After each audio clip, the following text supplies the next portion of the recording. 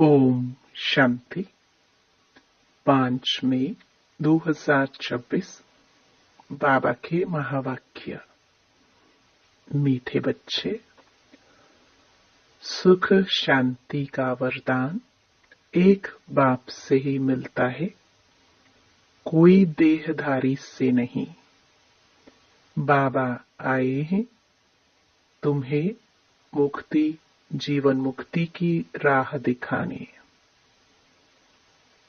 प्रश्न, बाप के साथ जाने और सतयुग आदि में आने का पुरुषार्थ क्या है? उत्तर, बाप के साथ जाना है तो पूरा पवित्र बनना है।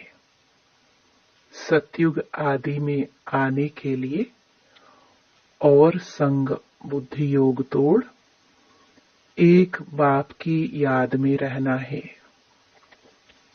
आत्म अभिमानी जरूर बनना है। एक बाप की मत पर चलेंगे तो ऊंच पद का अधिकार मिल जाएगा। गीत, नयनहीन को राह दिखाओ। ओम शांति। यह गीत किसने गाया? बच्चों ने, क्योंकि बाप तो एक ही है, उसको ही रचयिता कहा जाता है। रचना रचयिता को पुकारती है। बाबा ने समझाया है, भक्ति मार्ग में तो तुमको 2 बाप है, एक लौकिक, दूसरा है पारलौकिक। सभी आत्माओं का बाप एक ही है। एक बाप होने से सभी आत्माएं अपने को ब्रदर्स कहते हैं। उस बाप को पुकारते हैं, ओ गॉड फादर, ओ परम पिता, रहम करो, क्षमा करो। भक्तों का रक्षक एक भगवान ही है।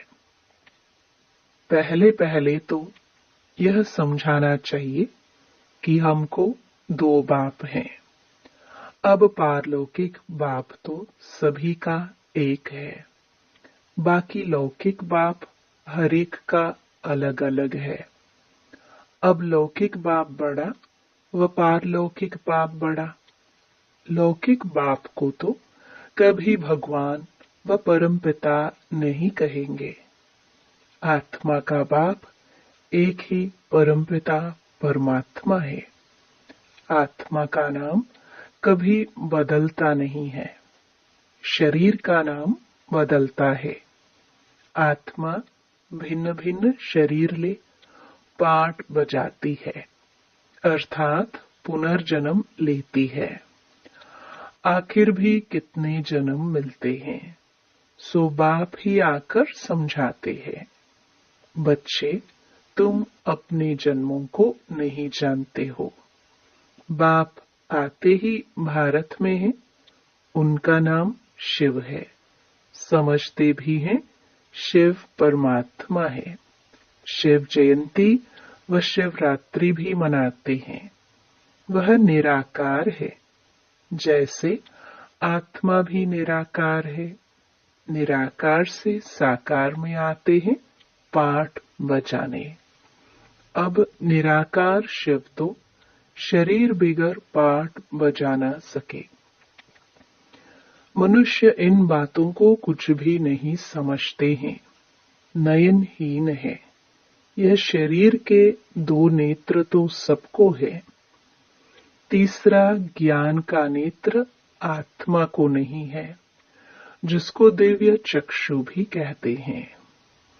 आत्मा अपने बाप को भूल गई है, इसलिए पुकारते हैं, नयनहीन को राह बताओ।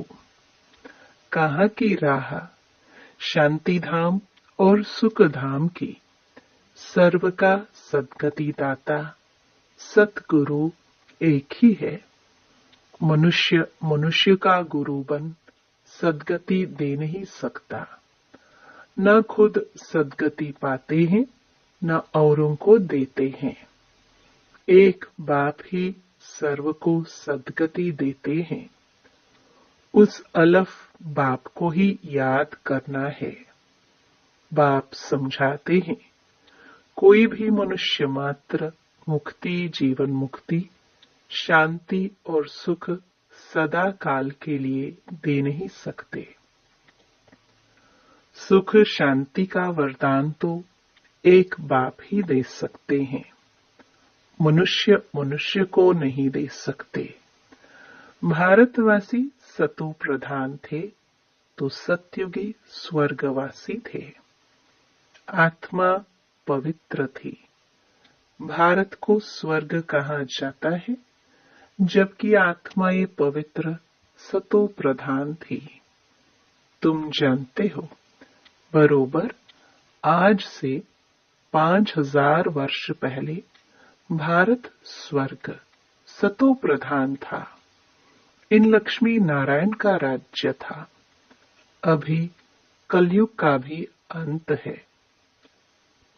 इसको नरक कहा जाता है। यही भारत स्वर्ग था तो बहुत धनवान था। हीरे जौहरों के महल थे।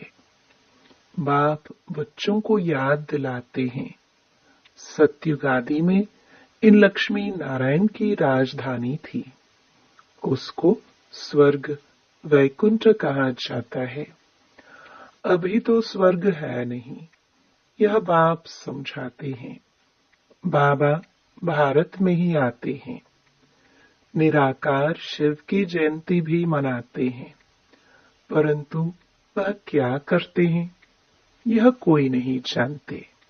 हम आत्माओं का बाप शिव है, उनकी हम जयंती मनाते हैं। बाप की बायोग्राफी को भी नहीं जानते। गाया भी जाता है, दुख में सिमरन सब करे। पुकारते हैं, ओ गॉड फादर रहम करो। हम बहुत दुखी हैं, क्योंकि यह रावण राज्य है। वर्ष वर्ष रावण को जलाते हैं ना, परंतु यह किसको पता नहीं कि 10 शीश वाला रावण क्या चीज है। हम उनको जलाते क्यों हैं?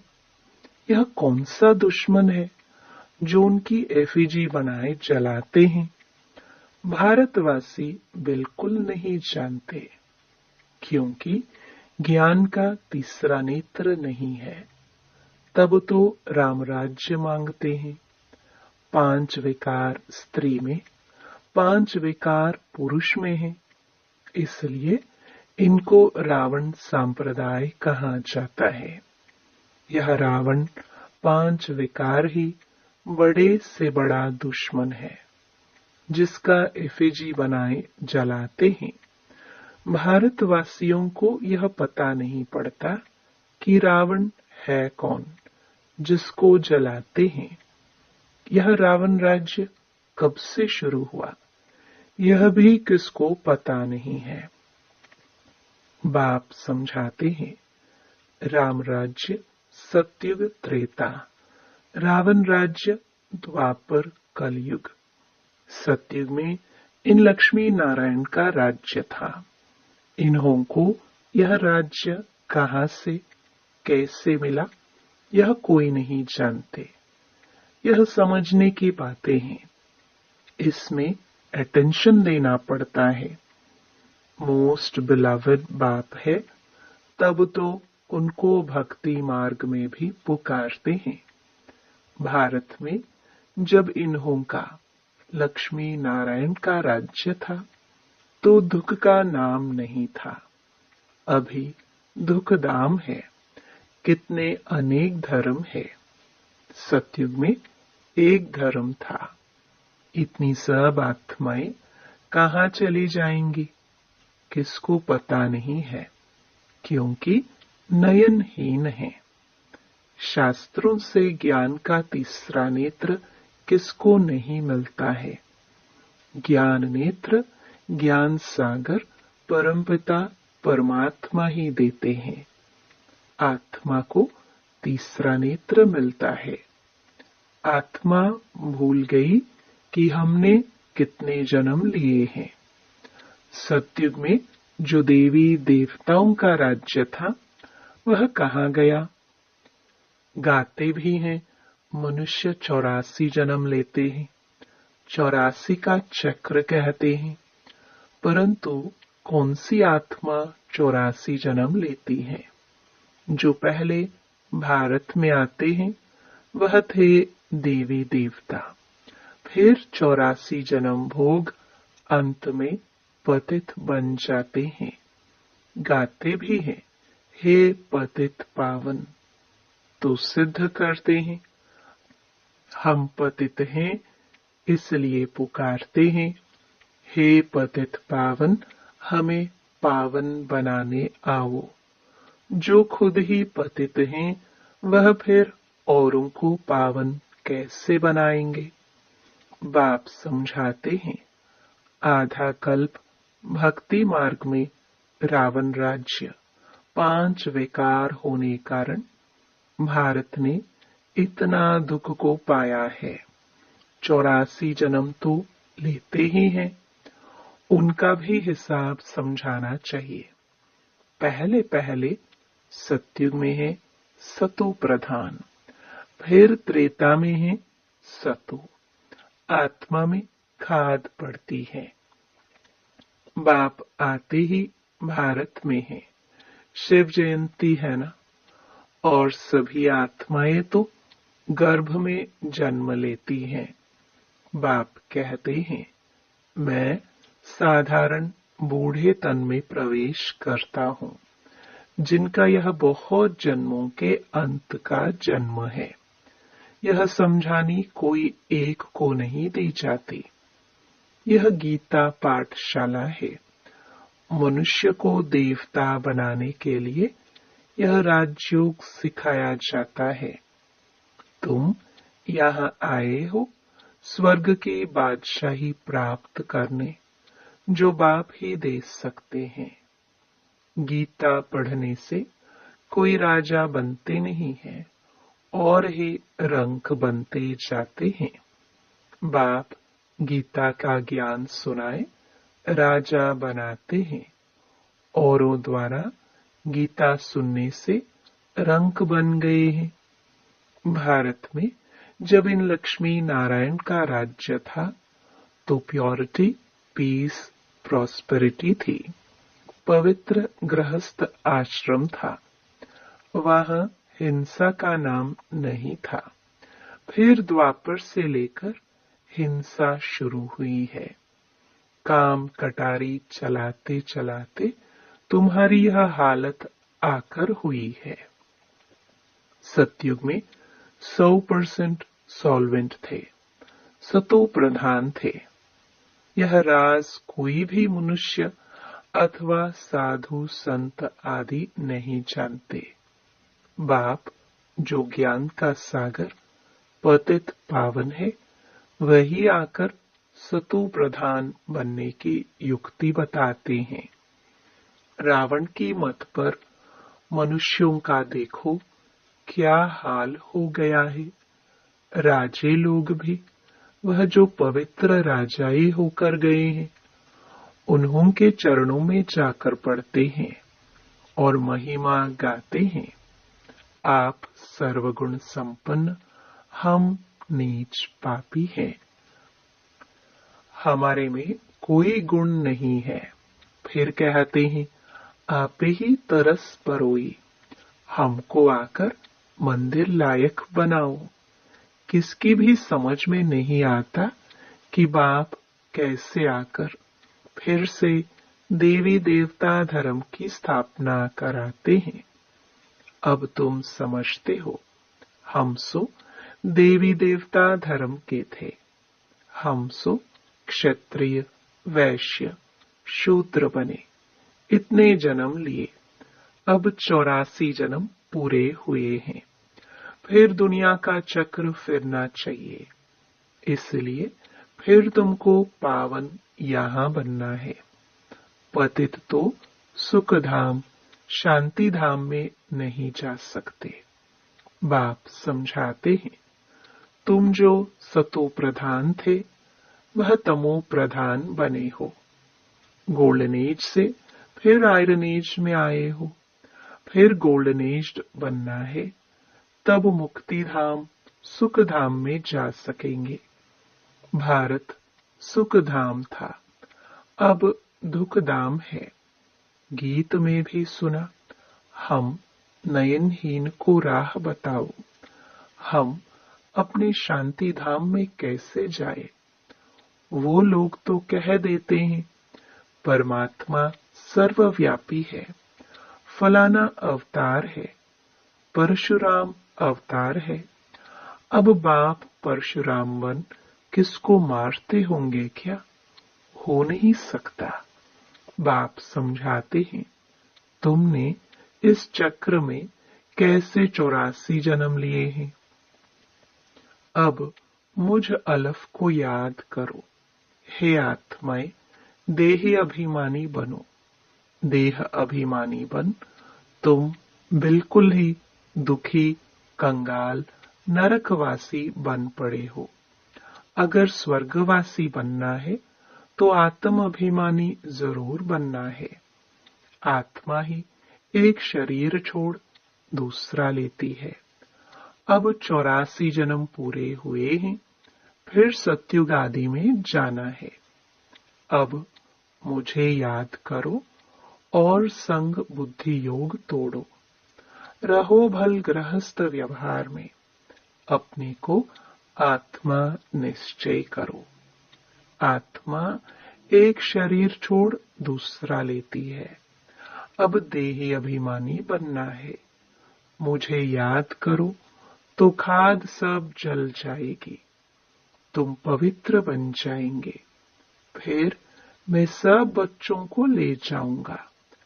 अगर मेरी मत पर नहीं चलेंगे तो इतना ऊंच पद नहीं पाएंगे। इन लक्ष्मी नारायण का ऊंच पद है। जब इन्हों का राज्य था तो और कोई धर्म नहीं था। द्वापर से फिर और धर्म आते हैं। सतयुग में मनुष्य भी थोड़े होते हैं। अब तो बहुत धर्म होने के कारण कितने दुखी हो गए हैं। वही देवता धर्म वाले अब फिर पतित होने से अपने को देवता कहते नहीं है, हिंदू नाम रख दिया है। बाप समझाते हैं, तुम जब लायक देवी देवता थे तब सारे विश्व पर राज्य था, सब सुखी थे। अब दुखी बन पड़े हैं। भारत हेवन था, वो अब हेल बन गया है। फिर हेल को हेवन बाप बिगर कोई बना ना सके। देवताओं को संपूर्ण निर्विकारी कहा जाता है। यहाँ के मनुष्य तो संपूर्ण विकारी है। इनको कहा जाता है पतित। भारत शिवालय था, शिव बाबा की स्थापना की हुई थी। बाप स्वर्ग बनाते हैं, फिर रावण नरक बनाते हैं। रावण श्राप देते हैं। बाप 21 जन्म के लिए वर्षा देते हैं। अब तुम हर एक बाप को ही याद करो, कोई भी देहधारी को नहीं। देहधारी को भगवान नहीं कहा जाता। भगवान तो एक ही है। बाप तो बेहद का वर्षा देते हैं, फिर रावण श्रापित बना देते हैं। इस समय भारत श्रापित है, बहुत दुखी है। अब इस रावण पर जीत पानी है। गाया भी जाता है, दे दान तो छूटे ग्रहण। वो ग्रहण जो लगता है वह तो पृथ्वी का पर छाया है। अब बाप कहते हैं, तुम्हारे ऊपर 5 विकारों रूपी रावण का ग्रहण है। यह 5 विकार दान में दे देने हैं। पहला तो दान दो कि हम कभी विकार में नहीं जाएंगे। यह काम कटारी ही मनुष्य को पतित बनाती है। अच्छा, मीठे मीठे सिखिलदे बच्चों प्रति माता पिता बाप दादा का याद प्यार और गुड मॉर्निंग। रूहानी बाप की रूहानी बच्चों को नमस्ते। धारणा के लिए मुख्य सार। पहला, बाप जो नॉलेज देते हैं उसे पूरा अटेंशन देकर पढ़ना है। ज्ञान के तीसरे नेत्र से अपने 84 जन्मों को जान अब अंतिम जन्म में पावन बनना है। दूसरा, रावण के श्राप से बचने के लिए एक बाप की याद में रहना है। 5 विकारों का दान दे देना है। एक बाप की मत पर चलना है। वरदान, ताज और तिलक को धारण कर बाप दादा के मददगार बनने वाले दिल तख्त नशीन भाव। जब कोई तख्त पर बैठते हैं तो तिलक और ताज उनकी निशानी होती है। ऐसे जो दिल तख्त नशीन है उनके मस्तक पर सदैव अविनाशी आत्मा की स्थिति का तिलक दूर से ही चमकता हुआ नजर आता है।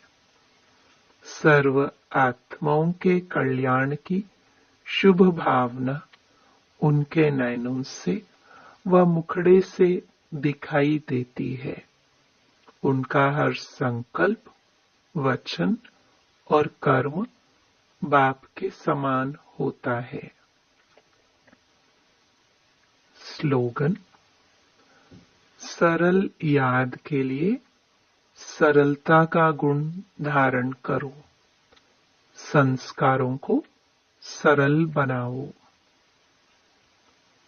ये अव्यक्त इशारे सदा अचल अडोल एक्रम स्थिति का अनुभव करो। जिसको ड्रामा के ज्ञान की शक्ति प्रैक्टिकल जीवन में धारण है वह कभी भी हलचल में नहीं आ सकते। सदा एक रस अचल अडोल बनने और बनाने की विशेष शक्ति यह ड्रामा की पॉइंट है। इसे शक्ति के रूप में धारण करने वाले कभी हार नहीं खा सकते। इस कल्याणकारी ड्रामा की हर सीन में कोई न कोई कल्याण समाया हुआ है। धैर्यवत बन साक्षी हो देखने का अभ्यास करो तो अचल अडोल रहेंगे।